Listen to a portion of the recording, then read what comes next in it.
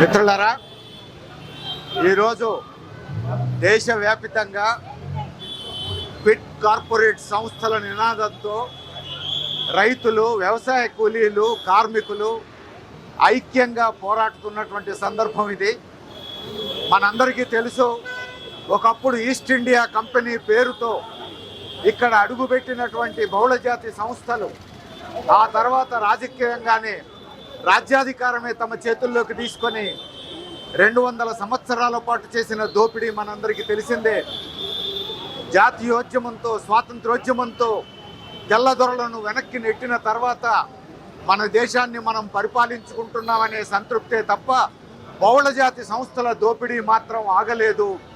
నాటి కాంగ్రెస్ పాలనలో ఆగలేదు, ఇప్పుడు బీజేపీ పాలనలో కూడా మరింత పెరుగుతోంది తప్ప దీన్ని కంట్రోల్ చేసేటువంటి పరిస్థితి లేదు.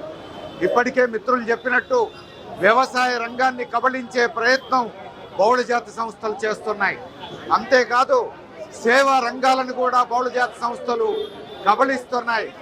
143 కోట్ల జనాభా ఉన్న భారతదేశం ప్రపంచంలో అతిపెద్ద మార్కెట్లలో ఒకటి.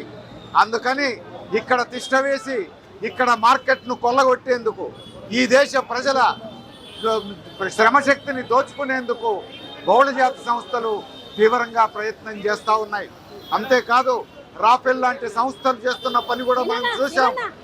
యుద్ధ రంగంలో, రక్షణ రంగంలో కూడా బహుళజాతి సంస్థలు ఎంటర్ అయ్యి భారతదేశ భద్రతకే ప్రమాదకరంగా తయారవుతున్నటువంటి పరిస్థితి మనం చూస్తూ ఉన్నాం. అందుకని ఈ పరిస్థితుల్లో మన వ్యవసాయ రంగాన్ని కాపాడుకోవాలన్నా, మన పారిశ్రామిక రంగాన్ని, సేవా రంగాన్ని కాపాడుకోవాలన్నా, రానున్న కాలంలో మన స్వాతంత్ర్యాన్ని, మన ప్రజాస్వామ్యాన్ని భద్రంగా కాపాడుకోవాలన్నా ఈ పోరాటం మరింత ఉధృతం కావాల్సినటువంటి అవసరం ఉన్నది. కార్మిక కర్షక ఐక్య పోరాటం లేకుండా సమాజంలో ఇతర ప్రజానీకం కూడా కలిసి రావడం కష్టం.